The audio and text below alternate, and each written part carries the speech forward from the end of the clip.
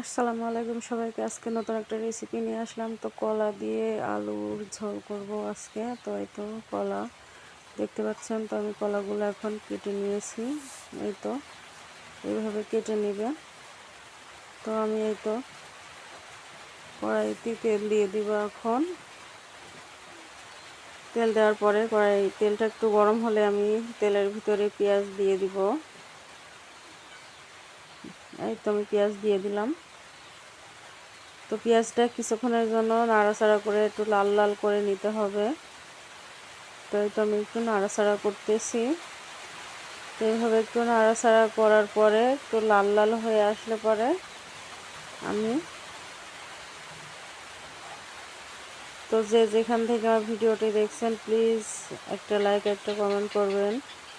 তো এই তো আমি একটু পানি দিয়ে দিলাম তেলের ভিতরে। আজকে মশলা ভুনে রান্না করব। তো তেলটা পুড়ে না যায় ওই কারণে একটু পানি দিয়ে দিয়েছি। লবণ হলুদ সব কিছু অ্যাড করে দিচ্ছি। এই তো মরিচের গুঁড়া জিরের গুঁড়া দিয়ে একটু মশলাটা আমি কষিয়ে নিব। 5 মিনিট মতো কষালে হয়ে যাবে। তেলটা ছেড়ে দিলে মশলাটা কষানো হয়ে যাবে। তো এই তো আমার মশলাটা কষানো হয়ে গেছে। এখন আমি ধুয়ে রাখা কলা আর আলু এর ভিতরে দিয়ে দিব। দিয়ে কিছুক্ষণের জন্য নাড়াচাড়া করব। এই তো আমার দেয়া হয়ে গেছে। এখন আমি 5 মিনিটের মতো নাড়াচাড়া করে নিব। একটু ঢাকা দিয়ে রেখে দেব যাতে মশলাটা তরকারির সঙ্গে লেগে যায়। মশলাটা তরকারির সঙ্গে লাগালে পরে খুব টেস্ট হয় তরকারি। তো এই তো দেখেন কত সুন্দর একটা কালার এসেছে। তো এই দেখেন আমি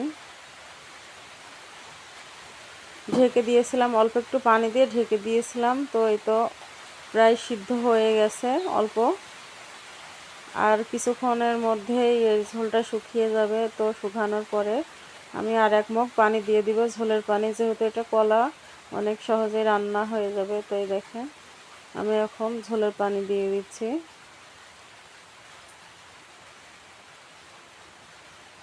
তো একটু নাড়াচাড়া করতে হবে। অনেক জোরে জালটা বের হচ্ছে দেখেন। আপনারা বাসায় কে কে চুলায় রান্না করেন প্লিজ কমেন্টে জানাবেন। তো এই তো আমার তরকারিটা ফুটতেছে দেখেন কত সুন্দর একটা কালার এসছে। আমার তরকারিটা হয়ে গেছে দেখেন। আমার ভিডিওটি দেখার জন্য অসংখ্য অসংখ্য ধন্যবাদ। আসসালামু আলাইকুম। সবাইকে ভালো থাকবেন সবাই।